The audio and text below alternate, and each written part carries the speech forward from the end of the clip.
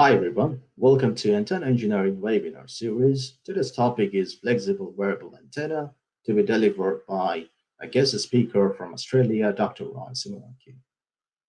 Dr. Roy did his PhD from Macquarie University, Sydney, Australia in 2018, and he joined as a postdoc at the same university and remained there until December 2018.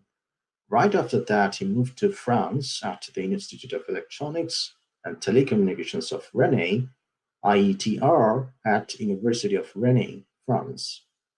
He was there for a year until 2020 May. He is currently a teaching staff at Macquarie University International College. He served as a session chair in the 2018 ACES Symposium at Beijing. In 2017, he won the first place in the IEEE Region 10 student paper contest postgraduate category and was selected as a finalist in the student paper and advanced practice paper competitions of the IEEE MTT-S IEMS Symposium at Honolulu. His general research interests include design and fabrication of flexible antennas and sensors, reconfigurable antennas, ultra-wideband antennas, and leaky wave antennas as well.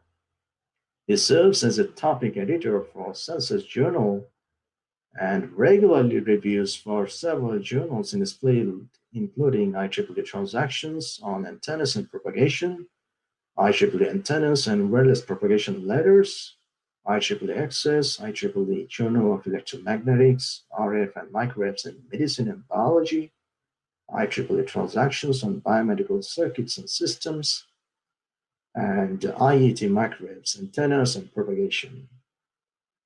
So I'm welcoming Dr. Roy Simorangkir to join us and deliver his talk.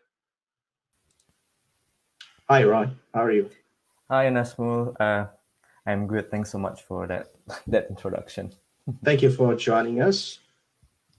Oh, thank you for sharing this platform with us. I think it's a very nice initiative to help us sharing our knowledge with others as well. Mm-hmm. All right. Shall I start? Yes. Okay, so I'll just set my timer. Feel free to let me know if I'm reaching to our time limit, and because sometimes I might forget as I go through my PowerPoint. All right, so thank you very much for the introductions. As mentioned by Nazmul, I'll be talking about flexible antennas in general. Yes, when we initiated this work at Macquarie University, we were focusing on applying these kind of antennas for indeed wearable applications. But then later you might realize that they're actually applicable to any other applications as well, where having conformal antennas would be beneficial. Well, for instance, maybe unmanned aerial vehicle or in-vehicle network surveillance and so on, or even in the context of IoT, where the development of fast wireless technology actually requires installment of a huge number of network access points. So this imposes infrastructure challenge in urban area. In this case, having a conformal antennas that we can put in a limited space or conformal surface or even existing infrastructure will be very beneficial. Okay, so because the area itself is very broad, I decided to focus the talk today on the fabrication side of flexible antennas, especially an approach that we developed at Macquarie University. So I will share with you today. Hopefully, this would be helpful for those outside there who are working in this area. If you have any questions or doubts or comments or feedbacks or even collaboration initiatives, please drop me an email. I would love to help to get in touch with you and then, yeah, to share what I have, so what I know. So I give the title of today's topic, today's talk on polymer conductive fabric composite for simple realizations of robust conformal antennas. I think I'd love to start today's talk with definitions of what actually body area network or body central communications I took this, maybe you're familiar with these illustrations. I took it from my postdoc supervisor's paper, which I think explain or illustrate very nice of what body-centered communication is. You can see the communications, or of obviously wireless communications between the soldiers, and also between the soldier and the base station, possibly inside the tank. So simply we can understand body-centered communications or body area network as a wireless communications happening around the human body, enabled by wireless devices that we place on the human body or possibly inside the human body. Maybe it's not really obvious through these illustrations. So we can understand that when it talks about a wireless device, that is where antenna takes part. Yes, the thing that we're going to be talking about today. And when we see on body communications links that is happening in such network, it might include communication link between the antennas or the wireless devices placed over the body to nodes or wireless devices placed outside the body. We call that kind of communication link as an off-body link. And also maybe communications between those wireless devices placed over the body. In this case, we name it as on-body link. If you're familiar in this with this area, then you might realize that I'm missing another communication link, which is that within or inside the body. So wireless devices or implantable devices put inside the body. I can explain why, because I sort of ditched that topic from my slide, simply because, in my opinion, having flexibility or conformality is more relevant, sounds more relevant to antennas used for these two communication links. So this pretty much also explains how or what type of antennas actually required for this type of communications. As you can see, for the on-body link, it is preferred to have antennas that can support surface wave. Normally antennas with vertical polarizations of E field is preferable, while the other one for off-body link is those antennas which actually radiates mainly towards the upper hemisphere of the antennas. So normally antennas with parallel E-field polarizations is used. And interestingly, the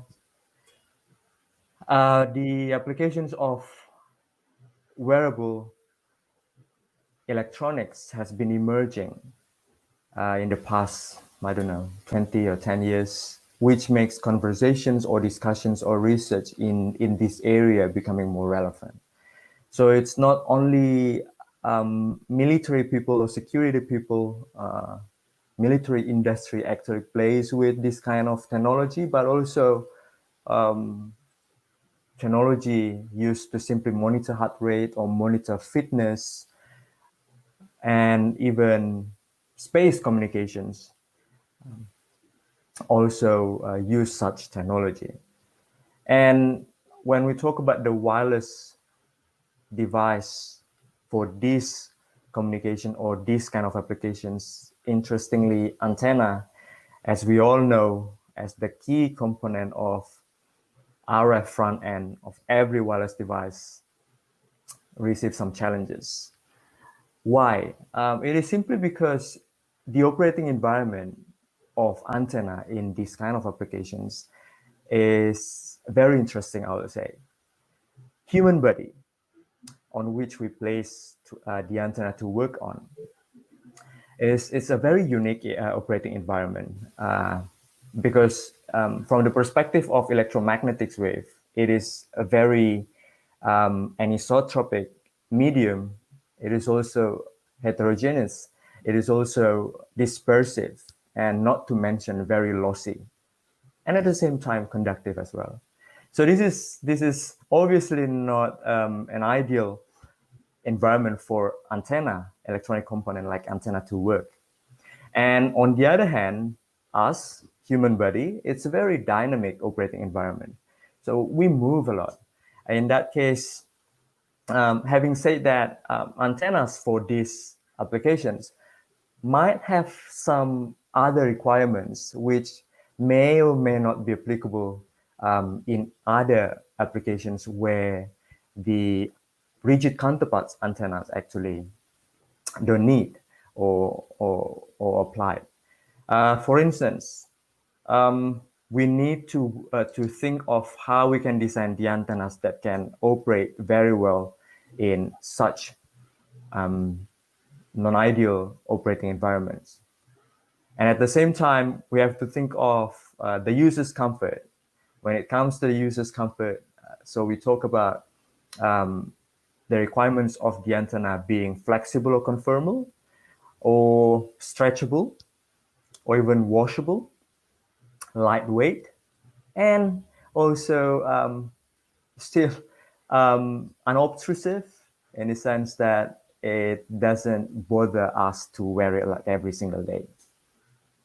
So these requirements motivate the trends that's been happening in the realizations of antennas for those applications. So we're moving from conventional way in realizing antennas using a PCB boards, which most of the time rigid, to non-conventional way, using non-conventional materials. But maybe now we can say conventional, but in the past, it's not common to design or to fabricate antennas with copper foil, for instance, or silver nanowire, or even embroidery layer textiles or carbon nanotubes. But now, in order to answer those requirements, this is the trend that we have now. So I will be focusing the talk from now on fabrication approach. As I mentioned earlier, there are various ways researchers across the globe have been working on to realize or to answer those requirements or physical requirements antennas for wearable applications. From papers, liquid metals, nanomaterials, textiles, and polymers. In our group, when I work on this topic, I was sort of motivated by the fact that we had pretty much less experience in this area, not to mention equipments or facilities. So I was motivated to actually develop an approach which is simple enough, can be applied in-house setup, yet very effective to realize flexible antennas, passive type or even the active type. So based on the research, then I came up with an idea of combining two well-known materials in this area, which are textiles and polymers. What we did, what I proposed with this approach, I would like to share with you today. Hopefully, this sort of inspired or helpful for those working in this area. So when it comes to the polymers, this is the polymers that we use. It is a very emerging polymer these days. Everybody uses this polymer, and it's very easy to get as well. It's called polydimethyl siloxane, or from now on, I'll refer it as PDMS. Why I decided to work with this? Because of the characteristic I mentioned in the middle of these slides. It is extremely flexible as compared to other types of polymers. At the same time, it is also waterproof, thermal and chemically stable, and it is transparent. And it can be fabricated in a simple or even room temperature environment. So not necessarily require maybe clean room facility and so on. And it also has acceptable loss in the region that we're interested in, microwave region. And it also has easy to tune permittivity. So these are very advantageous when it comes to answering the requirements of flexible wearable antennas. And when I talk about easy to access or reasonable price as well for these kind of materials, I simply put a numbers there. Basically, the price of silver 184 PDMS for 500 grams is only 145 Australian dollars. And let me tell you, with 500 grams, you can basically create hundreds, of small antennas. So it's quite reasonable price, in my opinion. But there is a challenge with this kind of materials. That is, it's inherently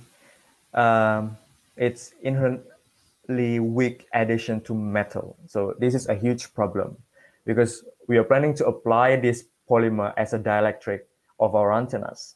And we all know that in antennas, we need to actually have a conductive layers as well. So having low addition between metal and this polymer itself, it is very, very challenging in the development of antenna realizations.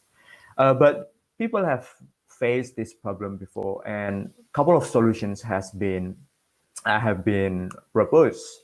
For instance, I put here substrate pretreatment, so like oxygen or inert gas plasma or surface patterning. Unfortunately, those solutions, I would say, quite complex. And as I mentioned earlier, we are looking for something quite simple to be done in our lab. So we found that, so we were sort of motivated to find another alternative solutions so that we can still use this polymer to develop our flexible antennas. Before I jump into the solutions that we are proposing, this is maybe very interesting for all of us, the electrical properties of PDMS based on the measurement using the open probe Keysight dielectric measurement kit. So you can see that when it comes to the permittivity, it's almost, it's approximately 2.7, 2.8, and quite constant throughout the frequency of our observation here, 1 to 9 gigahertz or even 11 gigahertz when we measure it. And when it comes to loss tangent, it is a lossy material. It's quite acceptable in around the frequency that we're looking at, which is ISM 2.4, 5.8.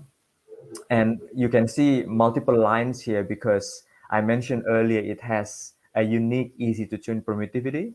And so you can play, or you can sort of convert its permittivity easily by mixing it with other materials.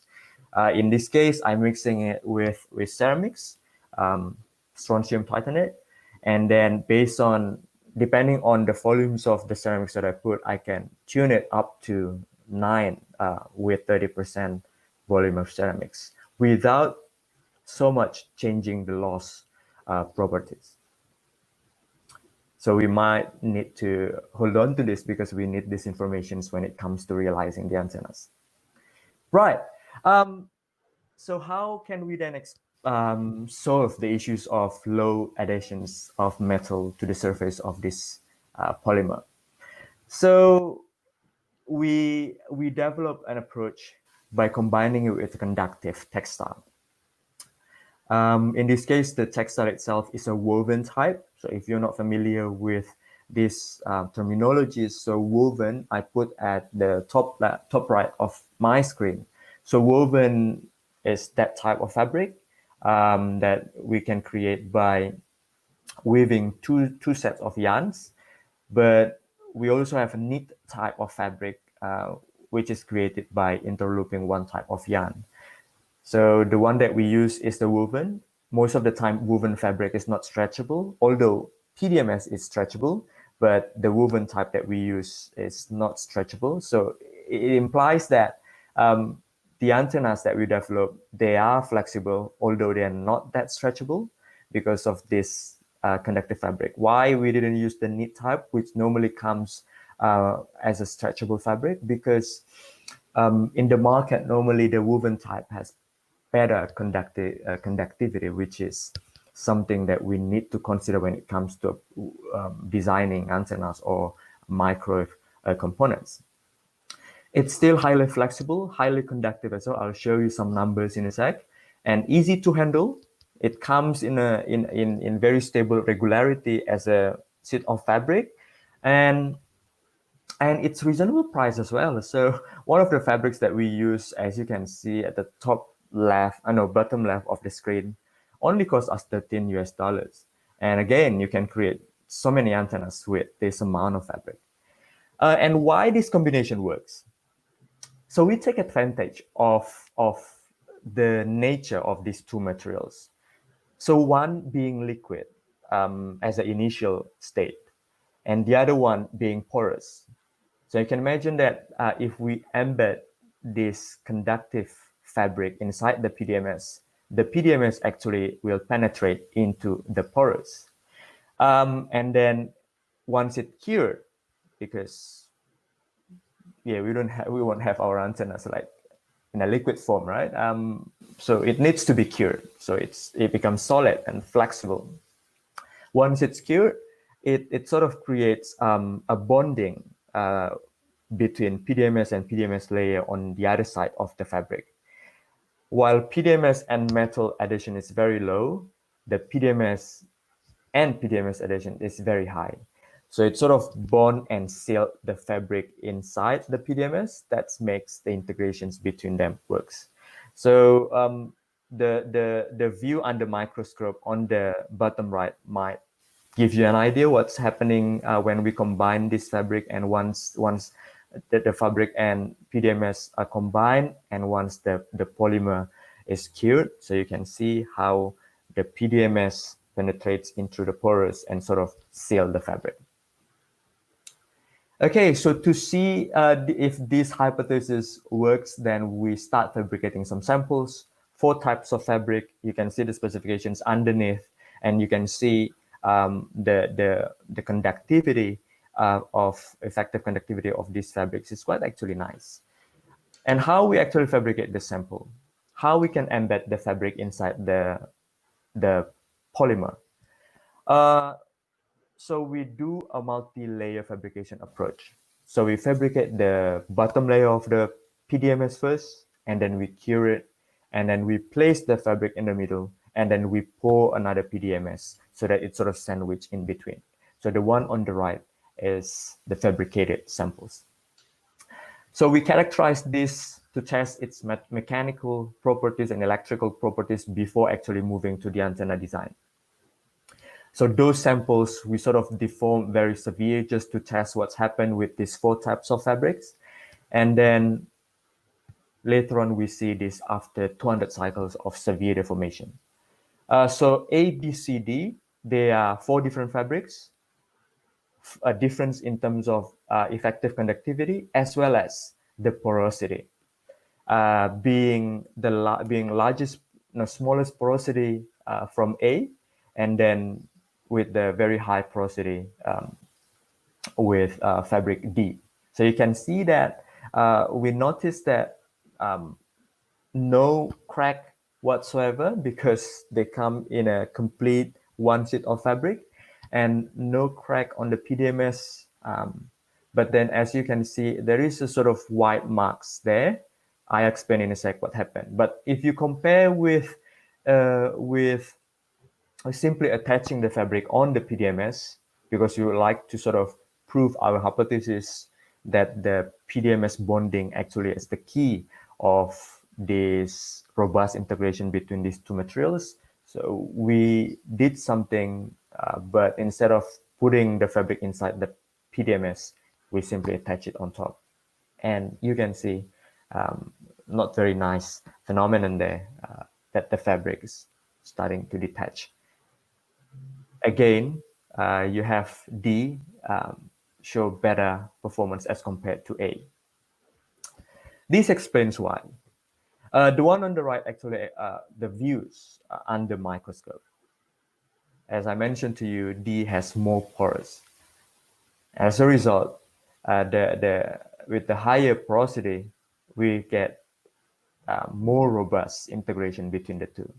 But even though we saw some detachment between the fabric and PDMS, shown by the white marks there, but the fabric still inside the PDMS and still attached. No, I mean like inside protected by PDMS. It's still better as compared to the previous one, the one on the right. So we sort of came up with conclusion that when it comes to mechanical robustness of this combination, the requirement that we need to see is the type of fabric that we have. If it is more porous, so more robust integrations we can have.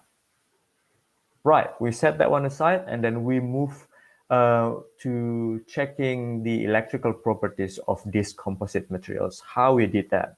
We fabricated transmission line and also T-line resonators, which is a very classic way to sort of characterize properties of materials. And then we updated, we tried to match between our simulation and measurement, especially when it comes to the S21 of the antennas, in order to get very nice model or effective conductivity of these composite materials, which we later on require to develop or design our antennas. So that's what we did. We sort of played with the conductivity value of the fabric and tune it to get the accurate result of the S parameters. Why we did this? Because of the fact that some PDMS actually penetrates into the fabric.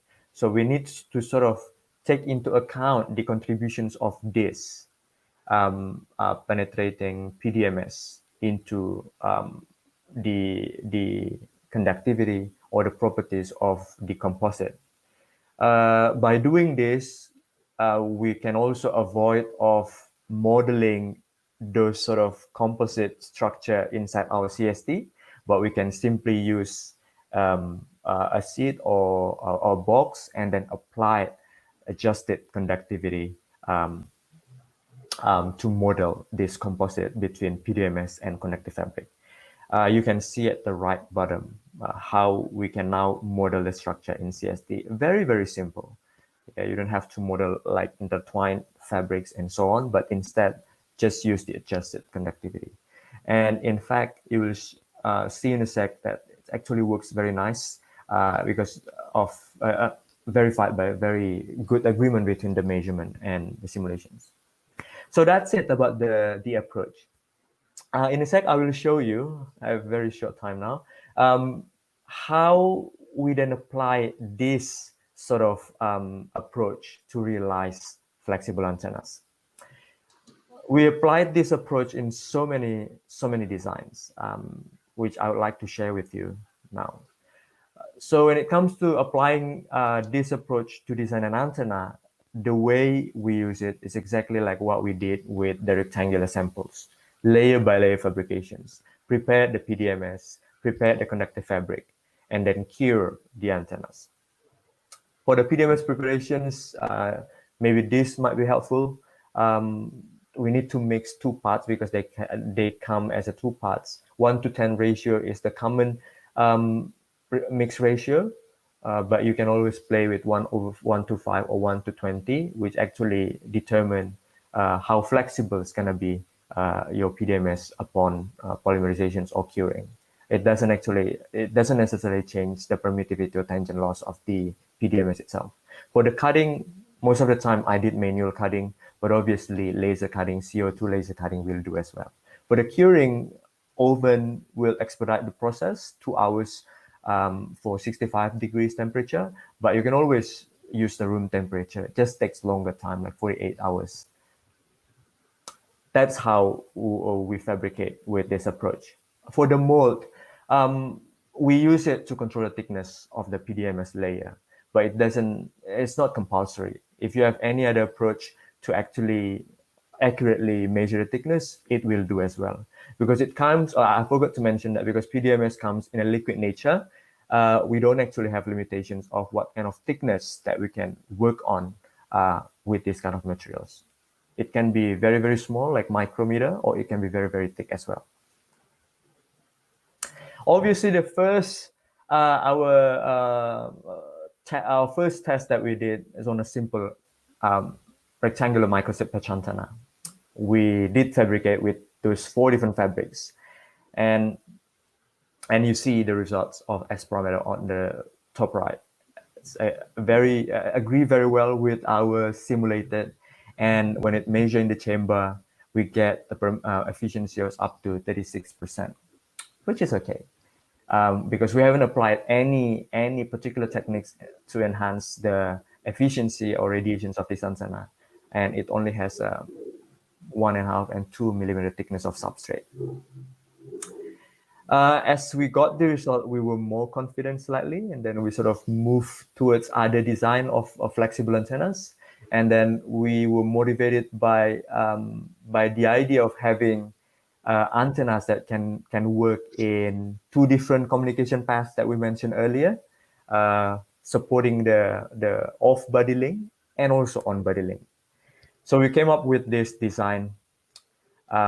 Basically, the concept is we know that in a microstrip patch antenna, we have various operating modes naturally generated, but just the ratio between them is fixed. So what we did is we play with the slots and the via to control that frequency ratio so that we get our selected operating modes, which can support these 2 operating modes at the frequency that we want, which is in this case 2.4 and 5.8. And it works. This is the antennas. As you can see, the S parameters again show a very nice agreement. In this antenna, the lower band is actually for the off-body mode, and the upper band is for the on-body mode. And we did test all antennas that we measure in on-body environment using phantom, because in Australia, if we want to measure on human, we need some clearance, and it's quite complicated. So we did simply using in-house fabricated phantom, works very nice, mimicking human muscle phantom, homogeneous, from 1 to 10 gigahertz.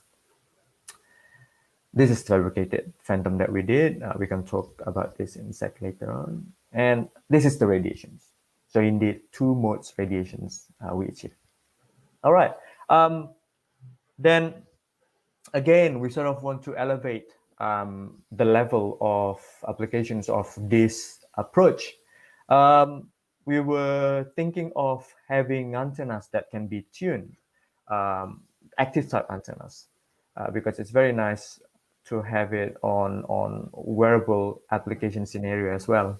So we tested on a very simple, flexible frequency reconfigurable antennas using microstrip patch, sort of bridge with varactors in this case, and parasitic patch, and tune the voltage of the varactors to get the tuning of the frequency. We see this will be applicable in on-body scenarios because of the detuning is most likely to happen.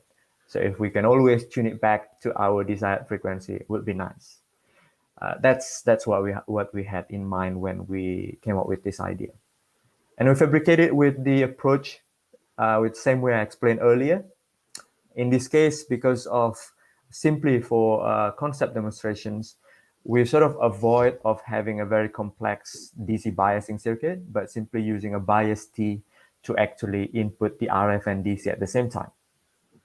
But we are still working on it is to actually develop a more practical version of this, which has a DC biasing circuit embedded in the antennas and fully textile. We're still working on it and still under review. That's why I couldn't share with you, but it actually worked too. Let's see what the performance of this antenna. So you see from the S parameters, again, very nice agreement with the measurement. And you see the reconfigurability of the frequency operating nicely achieved as we change the voltage. of the DC applied to this antenna, and also the gains. But obviously you want to test further how the protections of the PDMS can up to which level the PDMS can provide the protections.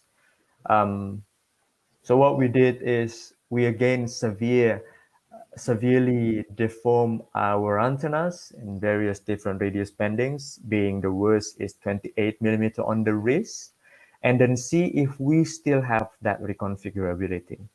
If the attachment of that non-flexible lump components like inductors and reflectors to the flexible platforms like textile and polymers can still be maintained. And in fact, even under severe deformations, we still achieve that reconfigurability. It seems that the PDMS does the job in sealing the tuning elements onto the conductive fabric. Well, we didn't test the radiation performance of this, but we have another work which I will also show you in a sec what will happen. And we did try to miniaturize as well this antenna. I mentioned earlier how we can tune the permittivity of the PDMS, so that's what we did. So as you can see on the second design, RFPA2, we insert a PDMS ceramic composite having 6.36 permittivity by mixing 20% of ceramics with PDMS into the substrate of the antenna with exactly same approach, multi-layer fabrication approach as shown on the left. And we achieve 50% smaller active frequency reconfigurable antenna without affecting without affecting the flexibility of the antenna, as you can see on these pictures. Obviously, when we compare the performance, it's quite expected when it comes to the radiation performance. It is sort of compensated due to the high permittivity of substrate that we have on the second version. But the dropping, I would say, still okay, from 46% maximum to 40% maximum measured in free space. We tested further how this approach can actually protect or basically the robustness of this approach by washing it in a machine washing. 40 degrees Celsius, delicate mode, complete cycle, including drying. In total, took us 45 minutes for one cycle. And we measured only when in terms of S parameters. And amazingly, we can still see very nice reconfigurability as compared to the case before washing for those two cases. Slightly discrepancies we found was due to not on the antenna body, but more because of the connection between the SMA and the antenna. We have to understand that the SMA is not flexible, and the way we connect it with our flexible antennas is using a silver epoxy, which becomes not flexible as well upon curing. So that's the point of problem, the challenge that we're still facing and still working on. As I mentioned earlier, I didn't measure the radiation performance of this. I think it's a good point to check actually whether the PDMS actually can maintain the radiation performance. I'm talking about whether we have a leakage or whether we have water exposure on the antennas, on the fabric inside the PDMS. We did test it through multiple washing of not on earlier antennas, but on other type of antennas, RFID tags in this case, which is simply a dipole with inductive loop matching. And the lump components we use here is a tag IC in the middle. So you see that for the first one, as we wash multiple times, reaching to 10 times, we did see decrease in the reading range. And later on, we found out that while the PDMS fabric composite itself was fine, no cracking, no leakage, the problem happened actually on the interconnection between the non-flexible tech IC with the fabric. So we came up with a conclusion that when it comes to robustness, physical robustness, this approach works very nice. But when it comes to combining it with lump elements, more treatments are required, which might be different for one case to another. When it comes to this tech IC, where the size is much larger than reflectors,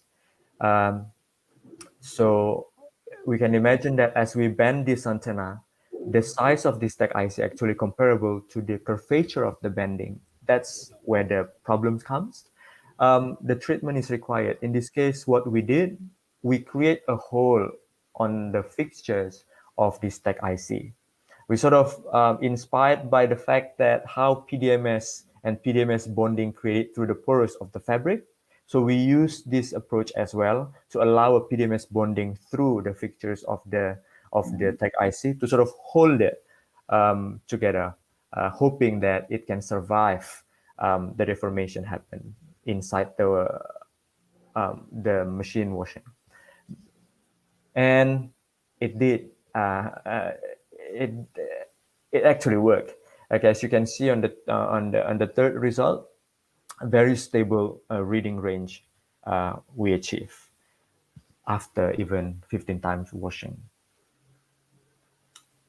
Okay, we did also try with ultra-wideband type of antennas after got some success with the narrow band type of antennas. This and then it band notch version, and it works very well as you can see from the S parameter. And we even test the fidelity or time domain analysis of this ultra-wideband to check its applicability for pulse, short pulse transmissions. It gives almost above 80% SFF, system fidelity factor level, which is very nice. I'm trying to fasten my talk now. It's almost there. And later on, as we motivated by the requirements of unobtrusiveness of wearable antennas, we were thinking whether or not we can apply or we can design and develop a transparent antennas with this proposed approach. And lucky as we found that in the market, there was a conductive and transparent, well, semi-transparent fabric. As you can see on the right, it's made possible due to the structure, the morphology, using a monofilament threads rather than multi-filament threads that we saw earlier. It allows a semi-transparent fabric. And then we did all the characterization that we did for the non-transparent one, and then tested for antennas design. Now, voila, we have the transparent, flexible antennas as well. A very nice performance in terms of S11, and efficiency of those is quite expected to have lower efficiency because of the very high porosity of this type of fabric. But as compared to the previous one, it shows much robust performance when it comes to the integration with PDMS because the bonding was superb as compared to previous one due to the large pores that it has. And lastly, we were not very satisfied with the level of transparency of this case. As you can see, it only reached 70%, or even for the double layer case, when we have the ground plane at the back, the transparency goes down to 50% level. So we want to sort of enhance it, but at the same time, still having a good shielding with the body. Because one of the solutions is simply to have a CPW type of antennas or dipole antennas to avoid multi-layers, which means a decrease in the transparency level. So the recent work that we did is this. So we combined PDMS and water Yeah, taking advantage of a huge difference in permittivity between those two to sort of achieve an approximate boundary conditions as similar to electric wall. Yeah, in this case, using this idea, we can sort of replace that fabric reflector with something much more transparent, which is a PDMS water reflector. For the radiator itself, we use a dipole. This is again to increase the transparency of the antennas. As you can see, that's a fabricated antennas, much transparent than the one we have earlier. And it actually works as well. It transforms the bidirectional of a or omnidirectional type of radiations of a dipole into onto unidirectional broadside pattern, as you can see on the screen. And it works as well as a shielding to the body. Yeah. Obviously, some optimizations is required when it comes to the reflector design, reflector parameters, or its distance to the radiator, and even the compositions of the water. We did try with the salt water as well and see what happens. And but the concept is working very nice to achieve what we want. So you see, like I would say, a very versatile approach that we have with this PDMS and conductive fabric composite. It serves the job to design a flexible, robust antennas, both passive and active types, and with a quite simple and inexpensive setups. But obviously, there are some challenging tasks for us to do still. As I mentioned earlier, we still need to work on the feeding mechanism compatible to this flexible nature of PDMS fabric composite, and we still need to work on improving the efficiency of developed antenna using this, because it's quite related to how we can sort of decrease the losses of these materials. Those are homeworks or some gaps that we can still work on. Yes, I guess that's pretty much my talk today. Sorry, I missed the time limit. I just need to acknowledge all the contributors of this work from Macquarie University, from UTS, and also from Tampere University of Technology in Finland. Yes, Nazmul. Thank you so much, Rai. It was a very amazing, presentation, as well as the works were very excellent. Thank you. To the audience, if you have any question, you can please post them in the comment section so that we can pick the question and forward to Dr. Rai. So, Rai, I have some questions. Yep. You mentioned in the later slides that you use water as a reflector, right? Yes, we did use the water recently as a reflector of this dipole, yes. So, but the pure water is it's a very dielectric material. It will absorb the electromagnetic energy, but how could it reflect the energy as a metal? Yes, so it is indeed, it is, I would say, imperfect dielectric materials, the pure water. As you can see on the electrical properties of the water on the bottom left of the screen, it is around 80. And it has some conductivities as well. It's not as high as salt water. So we understood that the reflection actually comes from the huge difference, as we understand, in electromagnetic waves, as it passes through different contrast permittivity level. It actually creates a boundary condition between the PDMS and the water, as similar to what we have in electrical wall. So that actually what causes these reflections. Okay. But obviously, we have to optimize when it comes to how much distance from the antenna to reflector, and reflector size, and the water thickness and PDMS thickness, and so on, to allow this reflections that we would like to happen. And how did you confine the water within the PDMS? I mean, how did you seal it? Yes, so we have to fabricate a hollow box made of PDMS first. We got some help from mechanical engineering, which allow us to have such molds. So you can imagine having a box divided into two. That's how we created with PDMS, and then we seal them together. And to inject the water, we simply use a string and then put the water in. Because of the flexibility of the PDMS, as we punch the needle to inject the water, and once we pull it out, the hole actually recovered by itself, so it's not leaking. Yeah, so it's very, very easy actually, to be honest. So one question from an audience. Yep. Could you please answer this? Maybe I can see. The future scopes. Yes. So a couple of things that we still working on and we see as something that everybody or more efforts are required are on the following. First is the feeding mechanism compatible to flexible nature of PDMS fabric composite.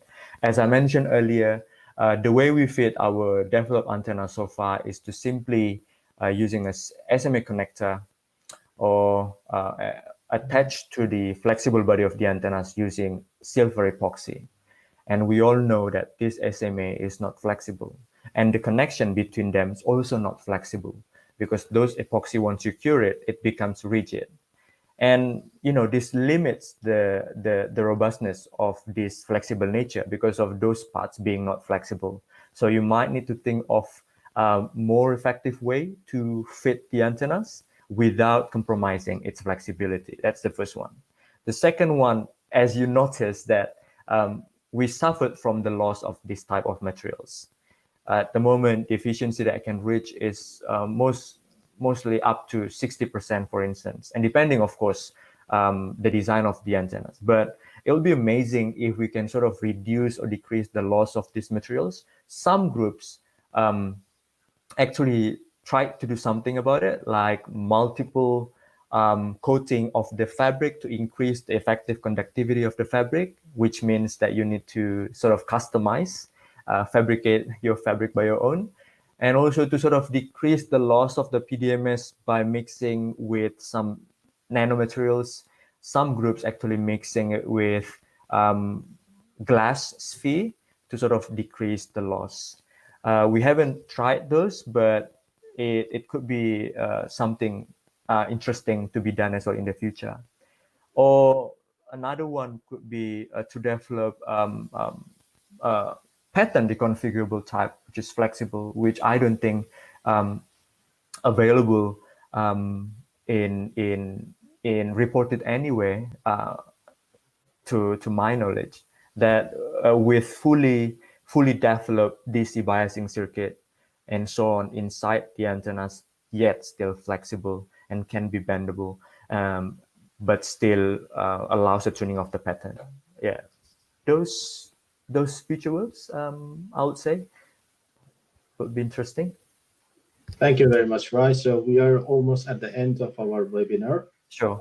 I would like to thank you again for joining us, and I would also like to thank all the audience to stay with us so far. So thank you again. Thank you very much. We're signing off. Thank you.